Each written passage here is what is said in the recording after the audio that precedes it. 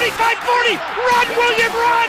He's got blockers in front, 5, touchdown! Joshua Cribbs! Snap back, ball down, kick block! They block the kick! This is the Oranges, Orange or Browns podcast, part of the Press Play Podcast Network. I'm your host, Chase Smith, and today a very special show once again, going into the final game of the 2020 season. Jeremy Powell unfortunately couldn't join us today, slammed at work. He was pretty bummed to miss this show once again, really bummed, but never fear. We are still joined by our favorite Emmy-nominated and our favorite Emmy-nominated digital content producer at News Channel 5, Camryn Justice. Camryn, it's this simple: win, and we're in. That's all we have to do. That's all it is, and it seems so simple, but yet, man, the pressure is on. The pressure is on for multiple reasons. And here once again to help us understand what that pressure is and how the Browns will either fold or rise to the occasion. You can listen to him on the Extra Points Podcast Network, the -3 with Sheck and Schwartz, Extra Points with Cousin Sal and Charlotte Wilder, or you maybe have heard and seen him on NFL Network, Jimmy Kimmel Live, or the Adam Carolla Podcast, and on and on and on. He's a huge Steelers fan, and he's Dave Dameshek. Dave, thanks for once again coming on the show and talking Browns and Steelers with us. Sure thing. Wow, you guys really did your research. You heard about me being a Steelers fan. That's but you dug deep on that one. Yeah, it's a pleasure to join you guys on this auspicious occasion, just like I did before the Browns visited Pittsburgh, whatever that was, 2 months or so ago, in what was then probably the biggest game for the Browns since, Browns 2.0 or whatever. What do you guys call them, by the way, since the return? The new Browns. New Browns. Not the same old Browns. I see. I feel like either way, so that was the biggest game in the new Browns. And then you played the Ravens and you almost beat them. And that was the biggest game in franchise history. And now I feel like, once again, I'm with you for the biggest game. Am I right? Or am I missing one? This is the biggest you're right. game in the Browns since they came back 20 something years ago. We've had more biggest games of the new Browns games in the past season and a half than I feel like other week. It's, this is the biggest game. This is the biggest game. And I kind of have a joke saying it's the biggest game until the next one. But it does feel like every game carries weight, and I'm ready for that not to happen, Camryn. Camryn, help us out. Is this the biggest game of the Browns 2.0, the new Browns? How can it not be? The playoffs are there on the line. They win, and they're in the playoffs for the first time since 2002. It comes down to that. It's just a win. One more win, and they've solidified a postseason for the first time in 18 years. Yeah. That's insane. That makes this the biggest and most important game of the season, hands down. And in a very long time, not just a season, of years. Yeah.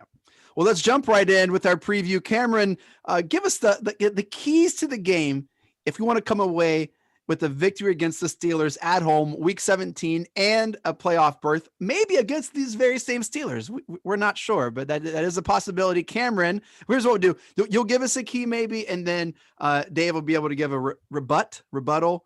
He'll be able to rebuttal, I guess. Yeah. And I just want to say, in an overarching way, what's fascinating about this, and in some sense, I guess, like, who's going to be out there and available, just as this is the biggest game for the Browns in 20 years, the Steelers are sitting down its significant players. So that there's something that we should take away from that. It's like, this is the hugest game we've ever played. And on the other hand, we're playing our backup QB. So it's very, and all that is to say, let me get this out of the way, jump to the end of the novel. If you guys get into the playoffs and we have to play you again in wild card, I'm not going to be happy about that. The only thing worse than that would be having to play the Baltimore Ravens. Yes. And there's a lot of bylines and narratives there, Dave. I'm sure we'll unpack as the episode goes on. Camryn, our first key. Here we go. First key is the biggest key. It's reestablishing that explosive offense that was just so lackluster last week because it was non-existent. Now the Browns get Jarvis Landry back. They're getting Rashard Higgins back. They're getting Donovan Peoples-Jones back. They're getting Kaderil Hodge back.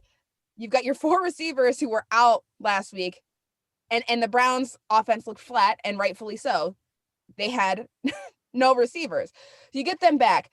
that helps you open the pass game. That helps you establish the run game. I think they're gears that keep the things in motion. So you get those receivers back, then you can reestablish your identity as an offense of marrying the run and the pass game. Then you get Nick Chubb more involved. He had a really rough time last week.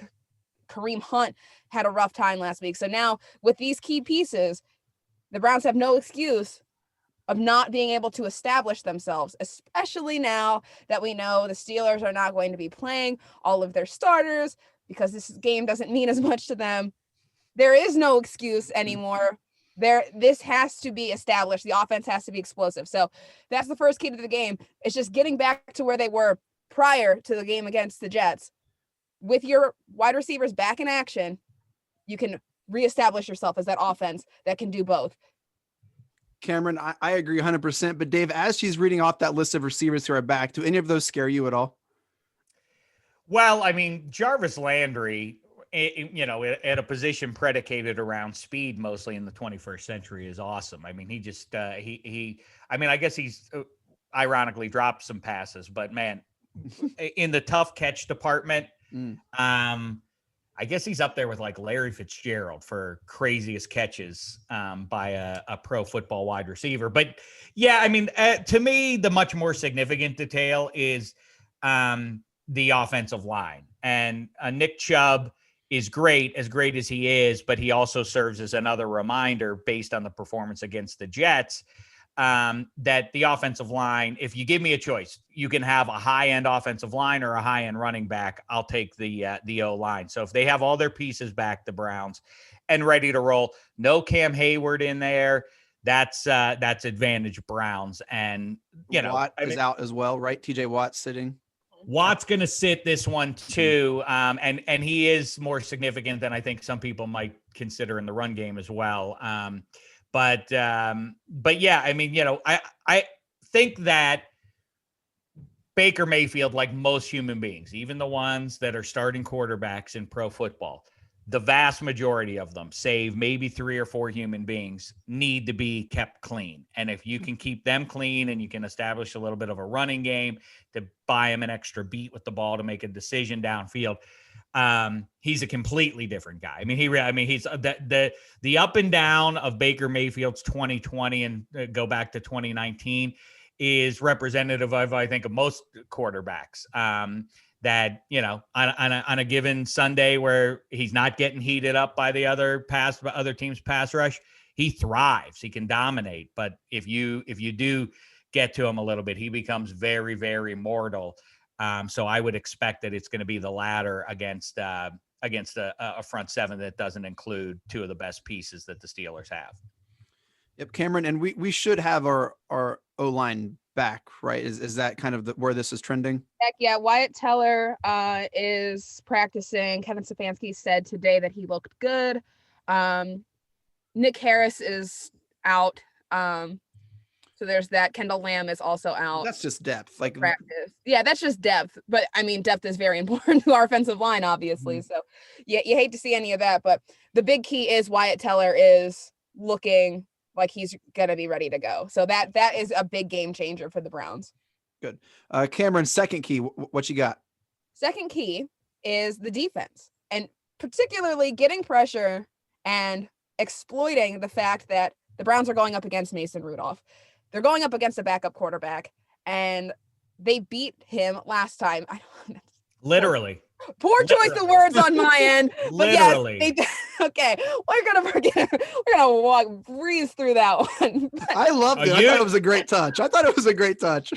You can forget it, and Coach Tomlin can say he's forgotten about it, and Myles Garrett can say he wants to move past it, and Mason Rudolph hasn't said anything about it, but I'm sure if there's a microphone in his face before the game, he'll say, no, I'm focusing on this game and doing this and that. But there's no chance that that's the case, that Mason Rudolph doesn't feel like he has something to prove, and not just because of last year, but this is legitimately, and this is something to keep your eye on, not just in this game. I mean, we'll all, I think the 3 of us and most people within the sounds of our voices are going to be focused on the early game in Cleveland, but it is a fascinating dynamic that exists in week 17. It is kind of like preseason or a bowl game or something like that, because it's a chance for guys who don't get a ton of run to put, I mean, for real, put themselves on tape. And Mason Rudolph is coming up against it, you know, with you know, he's got another year, but the Steelers are presumably going to make a change. If Mason Rudolph is dreadful on the level that he was dreadful last time he played in Cleveland, then the Steelers are probably going to say, this ain't the guy for us long term. So it's a big spot for him. And for a lot of those guys that are going to be getting some more run than they otherwise would have. And I refer back to our pal Ross Tucker brings this one up all the time to me, because it was the Steelers against his Bills. The Bills, same situation, needed a win at home against Pittsburgh. The Steelers sat their primary players and they got gashed by an anonymous guy named Fast Willie Parker. And the defense was led by, at that point, believe it or not, completely anonymous guy, James Harrison.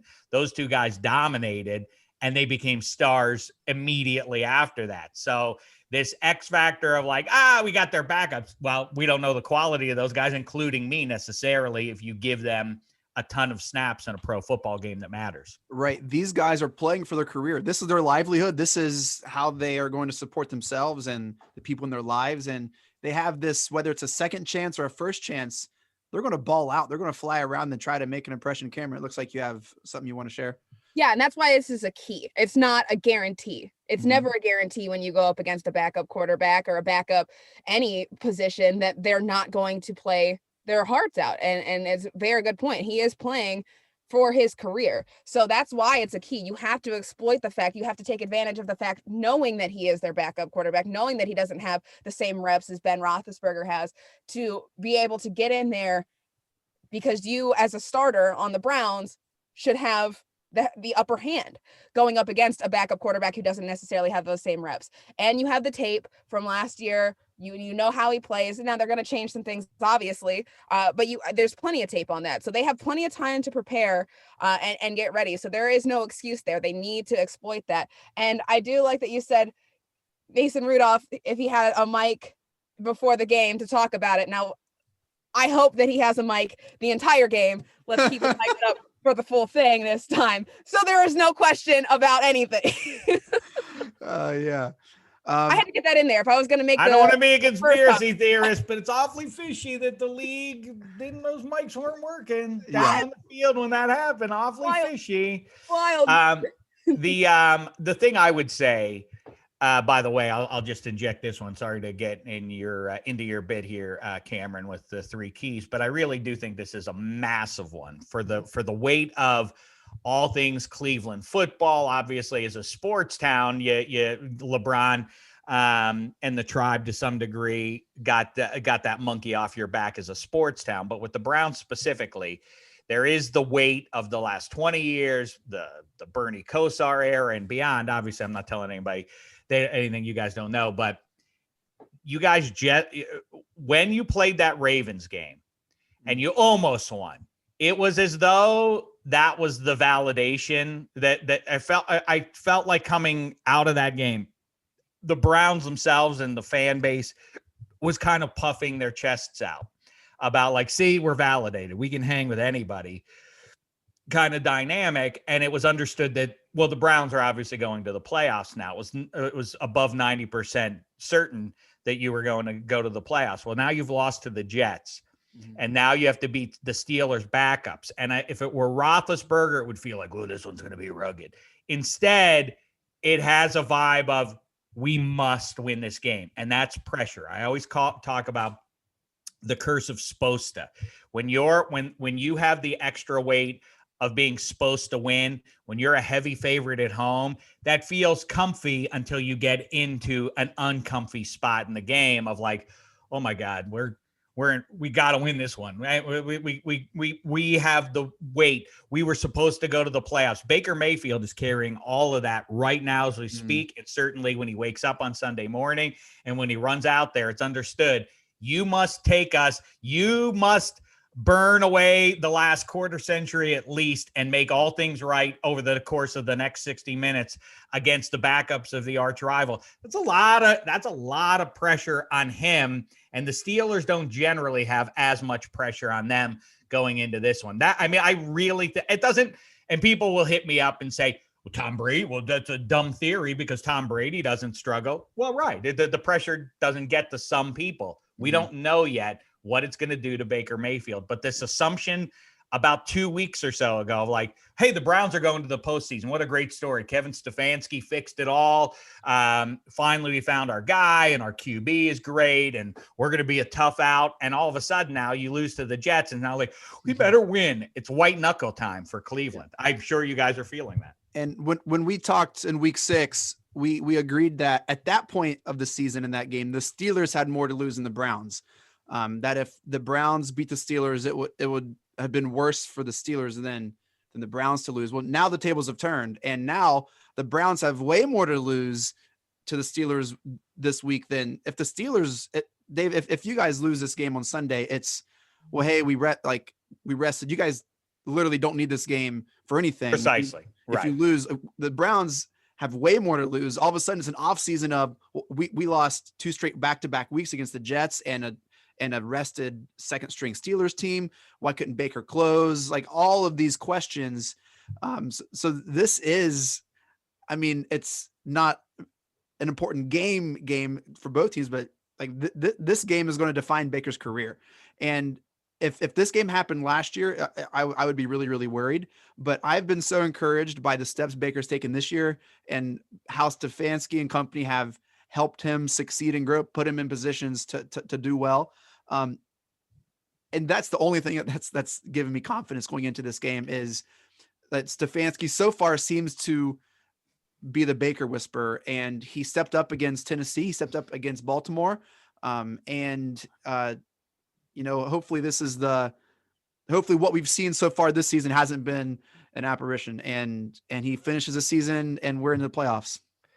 I hear you, man. It really is interesting. And I don't think that if Baker has an apocalypse out there and, has a Mason Rudolph kind of implosion, if he throws 3 picks or something like that, I don't think this has to define the future for Baker Mayfield, but ideally, if you want to be a Super Bowl contender come 2021 and whatever happens in this game, I bet you the offseason, depending on how the draft goes and free agency and otherwise, I bet there will be plenty of people that jump on the Browns bandwagon and Kevin Stefanski is building something and everything else.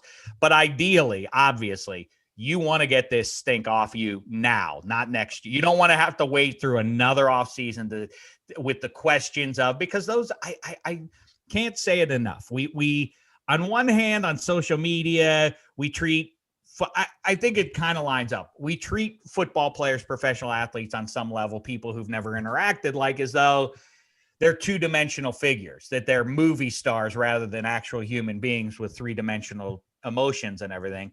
And so, as an aside, social media tweets at players like, you stink. Like, what the hell? What kind of life are you leading if you're doing that to another human being? But the same is also true. It's like we assume that they're impervious to our emotions or whatever. And I just think for Baker Mayfield's frame of mind, you don't want that guy going through an offseason, nor do Browns fans want to go through another offseason kind of wondering deep down, like, is he definitely the guy? Is he definitely the guy who's going to get us to a Super Bowl? He can erase all that with a big-time performance.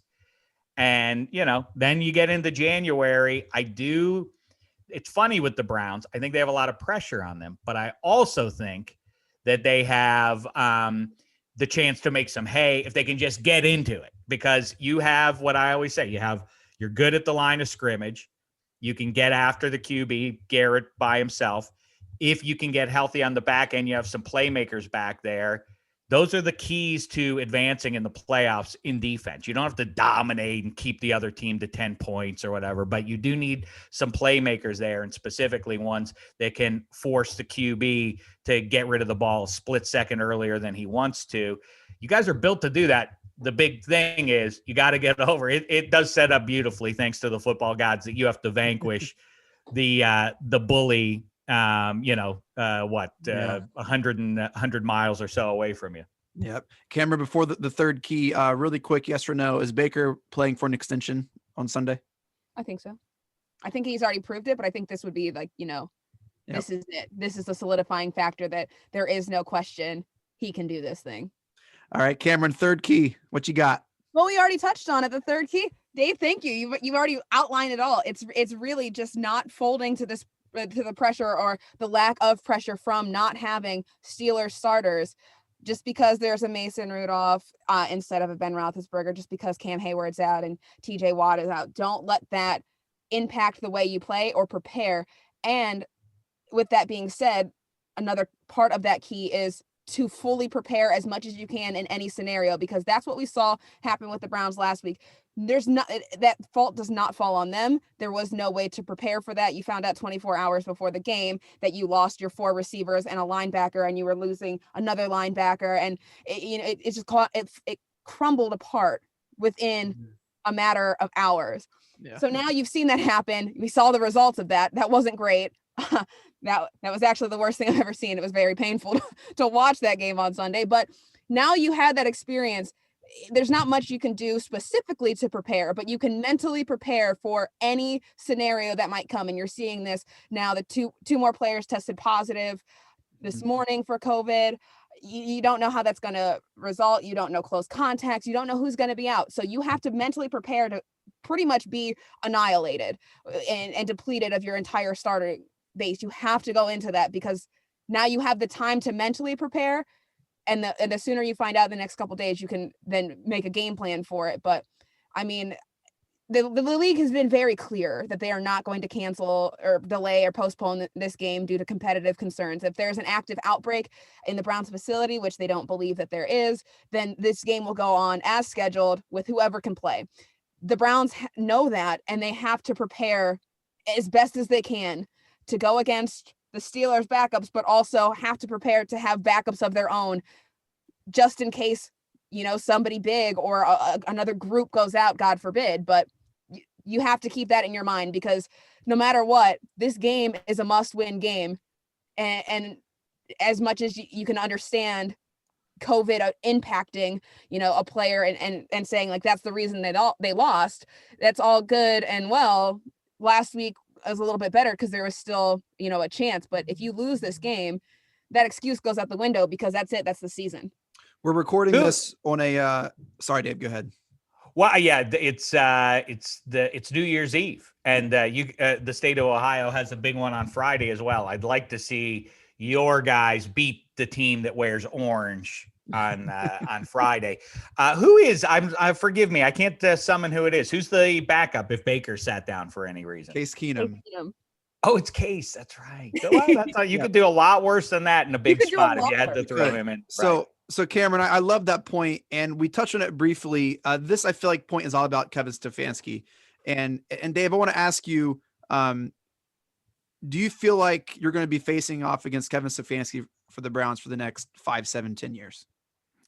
It has that feel to it. It feels like you landed on the right guy there, finally. But we've also, you must allow me the chance to back out of that. If sure, there's no way. I mean, first of all, it's up at last I saw it, at least it was the Steelers were +10 going into this one.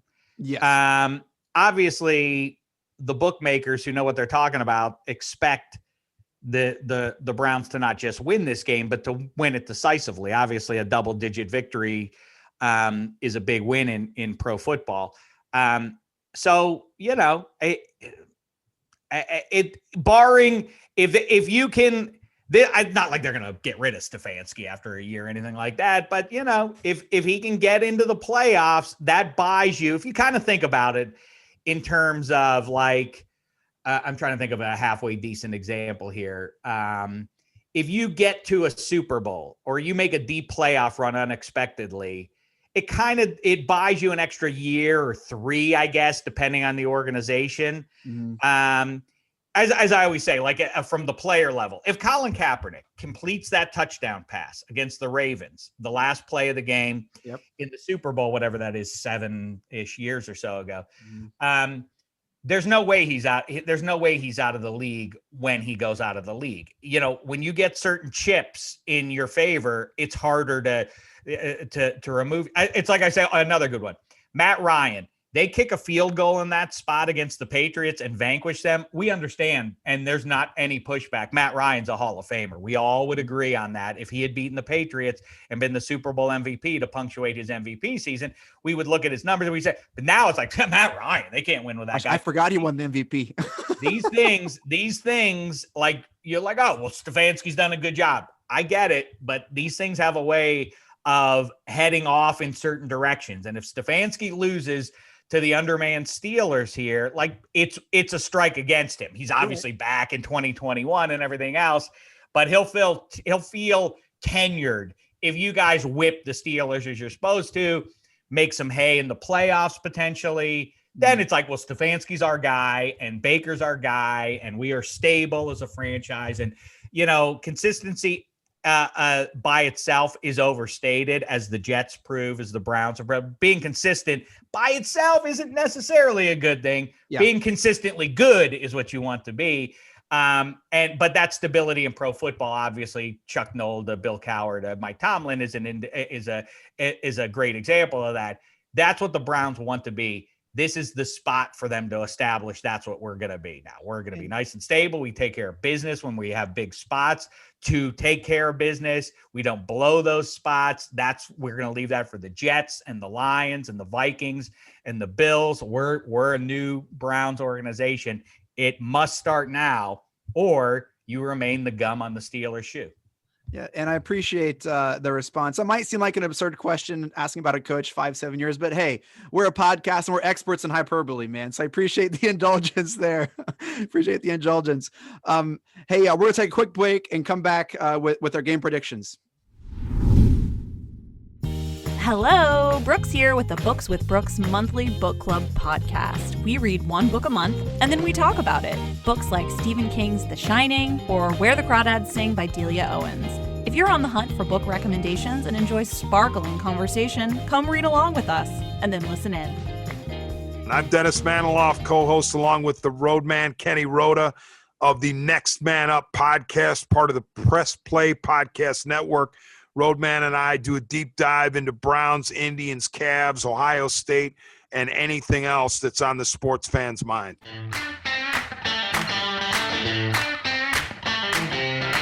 Hey, what's going on, everyone? This is Aaron Shipe, co-host of the Tim and Shipe Show. We're part of the Press Play Podcast Network, and we love talking college football. We talk everything from Florida Gators to the Ohio State Buckeyes. If you like college football, check us out. Thanks.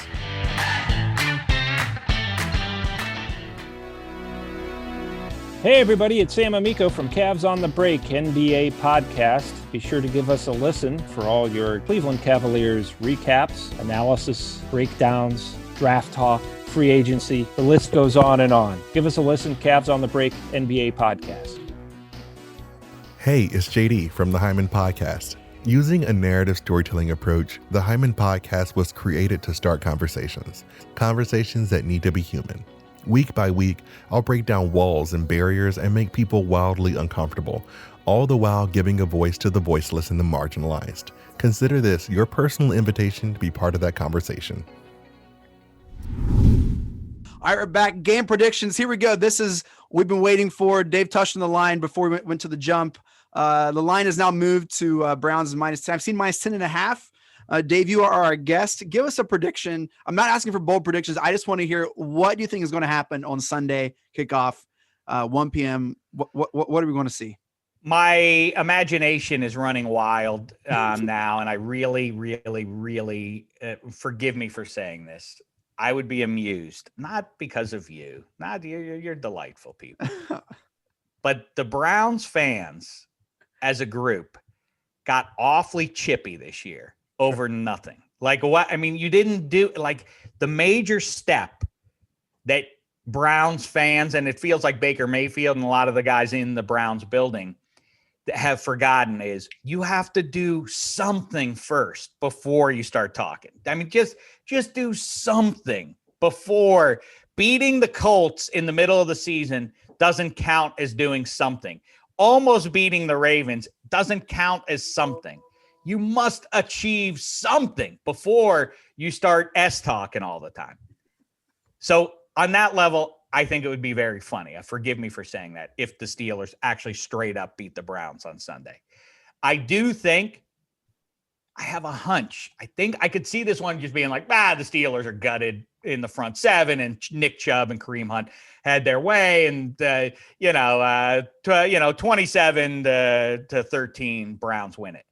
I am legitimately, if I were forced to bet money on this, if I were forced to bet a limb on this game, I would bet the Steelers plus 10. I like the Steelers to somehow keep it close. Go back through the record. Through his that would be boring to look at all of Coach Tomlin's games over the course of his career. But there are not very many times where you will see the Steelers, no matter what the circumstance, just get whipped. They just don't. I mean, the Patriots have whipped them obviously a few times, but you remove that, remove the Belichick Brady factor. Yeah. The Steelers just don't get annihilated very often. I think they have a chance to keep it fairly close. Yep. And the Browns prevent defense has been trash. I don't think anytime they've had a big lead this year, think about Cowboys or even the Titans, which I think that was a big game for this team. I mean, they came out and absolutely thumped the Titans. And then that was a big one too. I did, you know what? I did predict that one because I think that the Titans are the ideal matchup in round one. If you guys can get in, that's the team you got. I know there's Pittsburgh would be neat to play them and vanquish them, but I think the Titans are your best matchup. That team is not going to the Super Bowl, the Titans. I can tell you that. They don't play defense. That's a problem come playoffs. I'd rather play the Dolphins. I don't want to play the Titans again after we embarrass them at home. I don't want to deal with that. I'd rather play the Dolphins or even the Colts. Well, you can't catch, but you can't catch the Dolphins based on the playoff structure. You can catch. That's true. It'd have to be like the division. You're right. Okay. Yeah. So I guess our preferred matchup.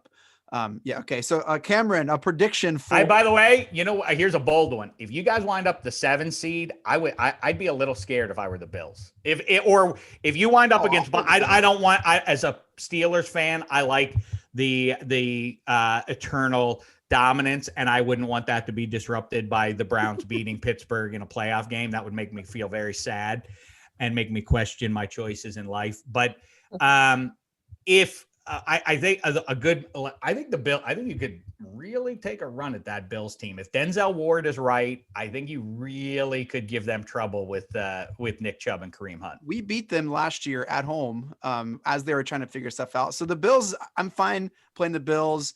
I would love to play Phillip Rivers. Give me Phillip Rivers in the playoffs all day. You took my bait. See, now you're talking about the playoffs. You got to beat Pittsburgh first, bub. Sorry. All right, Camryn, what's going to happen on Sunday? Yeah, I think I'm with Dave. I don't like the Browns to cover. 10 points, that's big. I like the Steelers, even with backups playing, they're going to play tough. It might not mean a lot to them retrospectively. If you're looking at the whole season, this game doesn't mean anything. They're already in the playoffs. They've done their thing. They can lose this game, but any game against the Browns means a lot to both teams.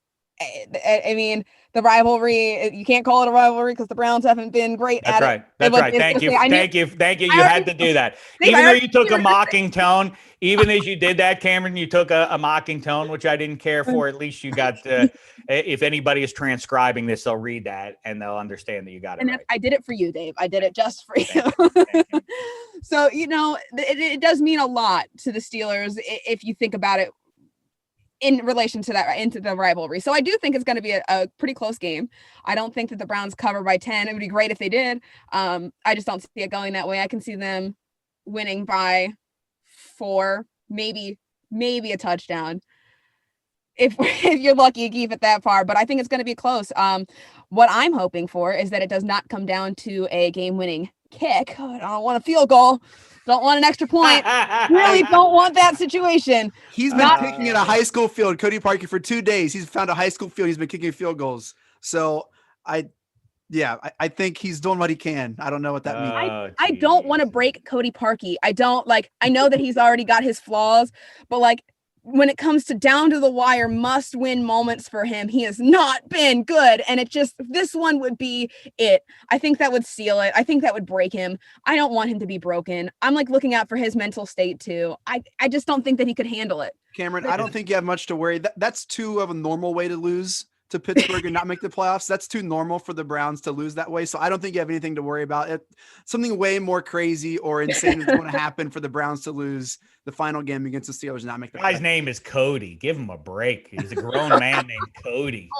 Deserves better. So I'm going to go I'm going to zag what you guys are zigging. I'm going to say the Browns by 20. I think, and this is a confidence in Stefanski and pissed off offense who couldn't do anything last week, and they want to make sure they get these questions answered going into the playoffs. I really do believe that Stefanski is going to have this team prepared. I think the defense is going to play motivated. Final home game. They've played well at home. And I think they've only lost one game this year at home. I think it's just to the Ravens. I think has been the only game that we've lost. So I think I think that we're going to see a new, like, we're talking, Camryn, like this is still like, oh, the old Browns and we're going to blow it. And like, I'm going to try to fight that urge. And I know you don't believe that, but I'm going to try to fight that and say, hey, no, we are a 10-4 team. We are going to go into the playoffs and we deserve to be there. And I think they want to prove that and not limp in, or like, I think they really want to put their best foot forward on Sunday. Yeah, my prediction is not based off the same old Browns. I really do think they're a great team. I think they're on the right path and they've really found themselves. But I do have to, you have to, when you get a game prediction, you have to assume, what's going to happen and who knows who's going to be out. So I don't think they're not going to be at full staff. They're just not. And no. Who is out, we still don't know. We'll find that out hopefully here in the next couple hours. Hopefully it's soon. But I mean, we don't know who's going to be out. So I think that really ties into it too. We could have some really key players that keep this thing way closer than it should be, but for good reason, because obviously you don't have your starters or, the people who you expected to be in, but not an excuse to lose, just a reason why it would be a little bit more competitive than you would think it would be right now in this moment. We shall see. I saw a tweet today I thought was perfect. They said the only for sure thing is that at 4:00 I'm going to be crying. Is that from a Browns fan? Either way, they're going to be crying. Dave, thank you so much for coming on the show. Let's plug some things, man. What you got coming down for us heading into the new year? Well, we just released the 27th annual Shecky Awards. Always a good time. Game of Life Awards, fruit of the year, worst fruit, best alphabet letter, worst alphabet letter, favorite or worst food to eat after you brush your teeth, best dessert type, best body of water, all the important categories that you want to know about going into the new year. Check out -3 and also Extra Points, the two shows that I'm a part of right now. Hey, if we do play you guys next week, we won't bug you to come on again. But here's what I want to ask. If we do play and if the Browns do beat you guys, would you come on and we'll give you 10 minutes uninterrupted of just like lamenting and just like sharing would you do that? I mean, see, this is what I'm talking about. You've now decided that a team that you never beat in a big spot, you're going to beat them twice in 8 days. That's what you just said to me. That's basically what I just heard. I've already liked the start. I already like the start. I tried to help. You heard, Camryn. I tried to help. This is the same guy though that requires you to sit in a closet. I know. For recording. So I don't know. I try to help Browns fans, but I can't help those who don't want to be helped. Well, I got a little excited when you said like you don't want to play us because you'll be really sad, and I was like, oh man, that's got to be great. Well, we would the Steelers would definitely be the one with the pressure on them in a wild card round with the Browns coming to town. There's no question about that. So all right, Camryn, thank you so much for your time. And I mean, closet, no closet, it doesn't matter. You sound great wherever you record. So thank you all so much, and thank you for downloading and listening. Make sure to give us a follow. We'll follow back. You guys have a wonderful New Year. Dave, Camryn, be safe and enjoy your family, and we'll talk to you guys later. Happy New Year's, guys. It's not an illusion. We're talking about the Super Bowl. Anything less is a nothing about an orange for the Hey.